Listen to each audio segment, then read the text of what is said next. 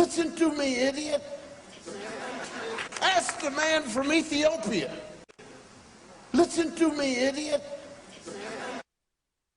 Ask the man from Ethiopia. Ask the man from Ethiopia. Ask the man from Ethiopia. We got people raising children who don't want to know anything. Say they're not going to live, and you won't challenge them. I don't want to flip burgers. I'd make more money out dealing drugs.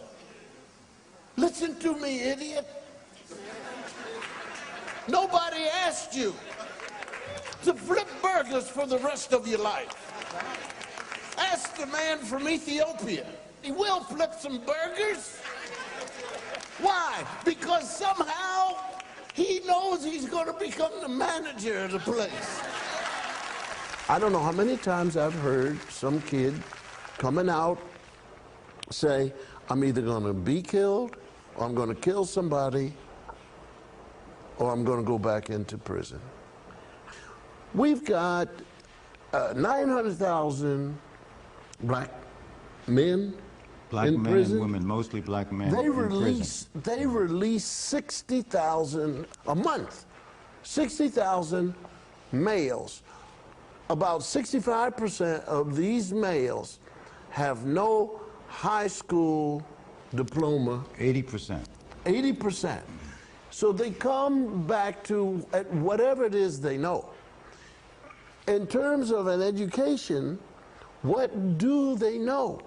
They know where they live. They know who they live with. Do they know how to fill out papers? Do they have an idea of what job, or how to get a job, or how to study for a job? No. These are the things that have to happen to these people. The comic said many of the ills that segments of the black community face can be solved by having greater expectations and by using programs that are already in existence. There are successful programs where in the city of Wilmington, they now take kids who have been in the 10th grade for 2-3 years and put them in another school, not a special class, not a retarded class, but in one where they have to wear a uniform, where their parents have to sign on for a number of dates that they must appear and be a part of the program. In Wilmington, Delaware, where you pass or fail, but the passing grade is 85. Now, you can get a whole bunch of people, Mr. Gordon, who will go ballistics. That's too high. You're expecting to... No, it isn't, because they have teachers. And these kids learn plenty quick how it feels to get an 85, and what a 90 feels like, and what a 100 feels, and their self-value rises. Cosby also said leadership must make sure not to lose sight of their role in correcting these issues. I remember watching Julian Bond. He said something, man, and I cringed. And he was with James Brown on a television show, and they were talking about youth or something, and this brilliant man, so well educated, so many stripes from the civil rights movement, so many successes, said something to the effect that he really didn't want to challenge youth or what was going on that much, because he didn't want to be seen as an old fuddy-duddy. And I just winced. And I wondered, man, who's going to tell him he has to? So, Doctor, where did it change? It seems to me that often the media is a reflection of the times. And if you look at the 60s and 70s and just listen to music of the 60s and 70s, it was hopeful, it was togetherness, it was bringing about change. If you look at today's and listen to today's music, it is something completely different that Dr. Cosby has already talked about. Where did we see the change? Is there a pinpoint, is there a blip on the screen that you can point to say, that's where we turned the corner? Well, the blip that I see, I identify with some older rap artists who first started publicly using the word nigger in rap. Now that goes back probably 30 years. Remember there was a group called Niggers with Attitude? NWA. That goes way back. And I remember being on a program with Ice-T maybe 30 years ago, and he was trying to explain to me why nigger was now a positive term, and that's why you could use it, and so on and so forth. And then I think that we spiraled downward after that. Then the whole thing opened up with profanity, with misogyny, with the bitches and the whores. All of that opened up and actually captured a lot of the black community and a lot of the black youth. And I think at the same time, you had other things going on with changing attitudes toward education. You had more single-parent homes. So about 70% of homes now in the black community are single families headed by women. If you go back like 1950, it was reversed. Most of the kids were born into two-parent homes, about close to 80% of them. So you had a lot of breaking down of the family.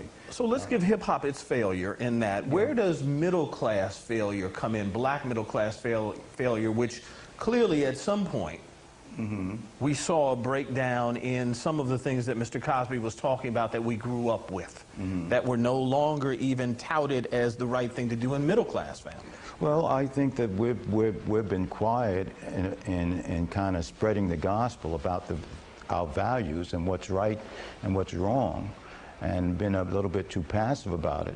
But I think the black middle class still has been involved. If you looked at all of the organizations and so on, all the people promoting self-help, a lot of those people are middle class who are working in the black community. And I'm talking about from doctors to social workers to counselors to people working in community programs to people working in fatherhood projects, male responsibility projects. A lot of that comes from the black middle class. So we've been trying to do what we can, but we're not doing enough. Do you think the majority of the black middle class has shouldered its weight in this?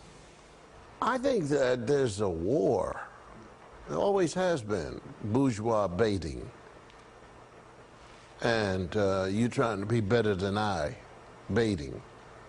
You live in the projects and you're walking around with your books and you get kids looking at you and, well, you think you're better than anybody else, and comes down to where you may pretend you're dressing the same way that they're dressing. But, Mr. Gordon, there's a confusion. We've got to get the people who are behaving in a detrimental way to see and understand where they're wrong, because I think they're absolutely afraid.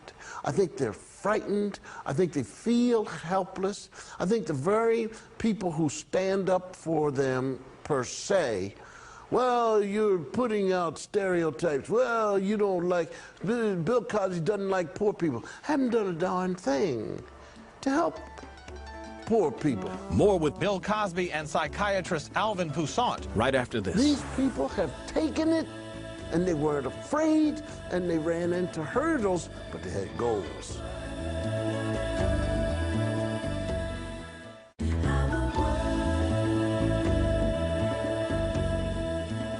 We got people raising children who don't want to know anything. Say they're not going to live, and you won't challenge them.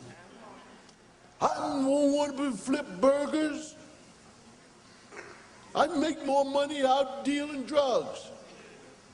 Listen to me, idiot. Nobody asked you to flip burgers for the rest of your life. Ask the man from Ethiopia. He will flip some burgers.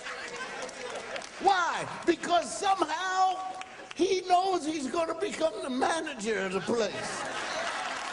I don't know how many times. Ask the man from Ethiopia. He will flip some burgers. Why? Because somehow he knows he's going to become the manager of the place. Listen to me, idiot. Listen to me, idiot. Ask the man from Ethiopia.